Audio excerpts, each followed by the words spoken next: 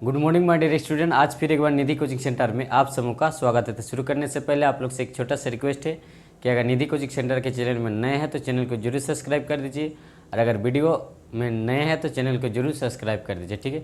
तो आज हम लोग बात करेंगे कि जो ह्यूमन बॉडी बनता है किस प्रकार बनता है, इसके बारे में हम लोग बेसिक से लेके एडवांस तक बात करेंगे। तो आप लोग से विनती है कि आप लोग शुरू से लेकर अंत तक वीडियो को जरूर देखिएगा, ठीक है। तो देखो, सबसे पहले बात हम लोग करेंगे कि साइंस को कितना भागों में डिवाइडेड करते हैं, ठीक है।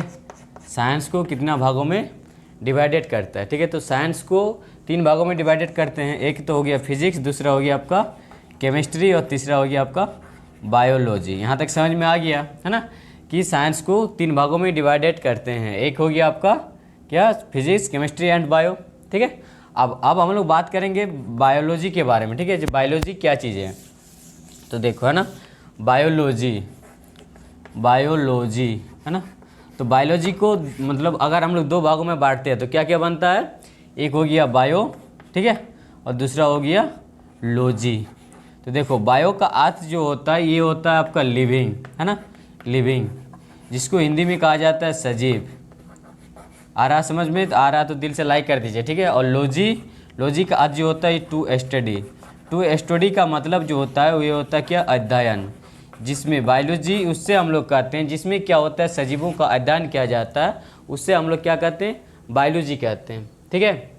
और बायोलॉजी किसे कहते हैं, जिसमें कौन सा गुण पाया जाता है, जिसमें क्या होता है, पोषण पाया जाता है, शोषण पाया जाता है, उत्सर्जन होता है ना, और वृद्धि होता है। जिस चीज़ में पोषण होता है, शोषण होता है, उत्सर्जन होता है, वृद्धि होता है, तो उससे हम लोग सजीव कहते हैं, ठीक है। अब बात आता है, देखो, what is fathers of biology, biology का जनक कौन है। तो इसका आंसर हम लोग क्या लिखेंगे, एरिस्टोटल, ठीक है। What is fathers of biology अगर कहे तो हम लोग क्या लिखेंगे, एरिस्टोटल, ठीक है। और ये बायोलॉजी का मतलब किस भाषा से लिया गया था, तो हम लोग लिखेंगे लैंडमार्क, ठीक है।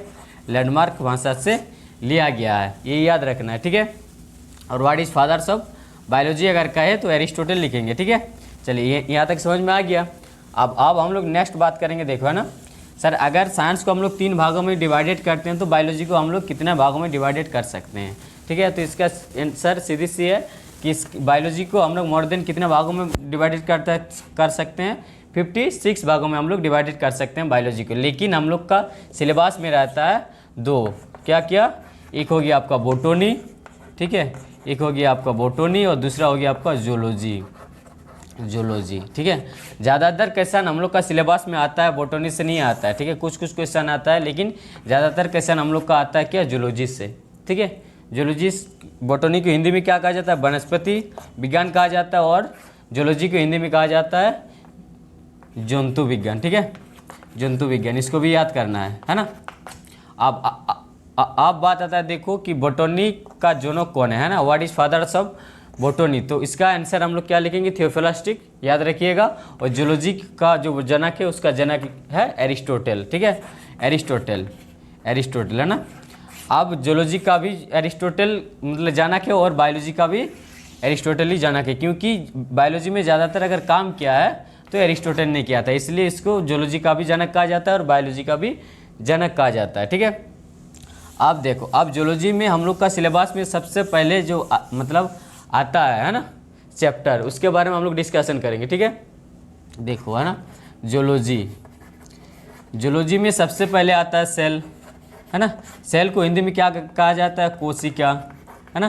कोशिका को जीवन का मूलभूत इकाई कहा जाता है ना। कोशिका को जीवन की मूलभूत इकाई कहा जाता है ना। तो देखो, कोशिका क्या करता है, कोशिका आपस में डिवाइडेड करके अनेक कोशिका बनाती है, और अनेक कोशिका और डिवाइडेड करके अनेक कोशिका बनाती हैं, है ना। तो ये क्या करता है कि सेल आपस में डिवाइडेड करके क्या बनाता है, टिश्यू बनाता है ना। टिश्यू की हिंदी में क्या आ जाता है, ऊतक, है ना, ऊतक बनाता है। और ऊतक क्या करता है, ऊतक आपस में डिवाइडेड करके क्या बनाता है, ऑर्गेन बनाता है, जो अंग कहा जाता है हिंदी में, ठीक है। और ऑर्गेन क्या करता है, आपस में डिवाइडेड करके ऑर्गेन सिस्टम बनाता है, जो अंग तंत्र कहा जाता है। यहीं से क्वेश्चन पूछा जाता है ज़्यादातर, ठीक है, याद रखिएगा। ऑर्गेन सिस्टम होता है, और ऑर्गेन सिस्टम आपस में डिवाइडेड करके क्या बनाता है, ह्यूमन बॉडी, ठीक है, याद रखना। ये जो सर्किल है ना, इसी सर्किल से क्वेश्चन हम लोग का छिपा हुआ रहता है जंतु विज्ञान से, ठीक है। चलिए, नेक्स्ट हम लोग बात करेंगे सेल के बारे में, ठीक है। सेल। तो देखो सेल क्या होता है, सेल को हिंदी में क्या कहा जाता है, फिर से देखो कोशिका, है ना। कोशिका जीवन का सबसे मूलभूत इकाई माना जाता है ना। तो सेल के बारे में हम लोग नेक्स्ट क्लास में डिस्कशन करेंगे, है ना, विस्तार से। अब देखो इससे सेल में सबसे पहले जो चैप्टर आता है वो क्या आता है, तांत्रिक कोशिका, है ना, तांत्रिका कोशिका, है ना, तांत्रिका कोशिका, जिसको इंग्लिश में कहा जाता है नर्वस सेल्स, ठीक है। चलिए अब नर्वस सेल्स में क्या होता है, दो भागों में इसको डिवाइडेड किया जाता है तांत्रिक कोशिका को। एक तो हो गया आपका ब्रेन, जिसको हम लोग बोलते हैं मस्तिष्क, ठीक है, मस्तिष्क, और दूसरा हो गया मेरुरज्जु, है ना, मेरुरज्जु।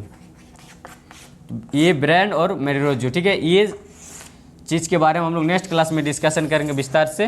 तो अगर वीडियो में नए हैं तो चैनल को जरूर सब्सक्राइब कर दीजिए और ज़्यादा से ज़्यादा बच्चों तक शेयर कर दीजिए, ताकि निधि कोचिंग सेंटर के साथ जुड़ सके और अपना जो जैक बोर्ड का तैयारी कर रहे हैं, ठीक है, उसका फ्री में तैयारी कर लें, बेटर से बेटर। तो अगर अच्छा लगे तो शेयर कर दीजिए और चैनल में नया तो चैनल को जरूर सब्सक्राइब कर दीजिए। फिर मिलते हैं नेक्स्ट वीडियो में, तब तक के लिए जय हिंद, जय भारत, वंदे मातरम।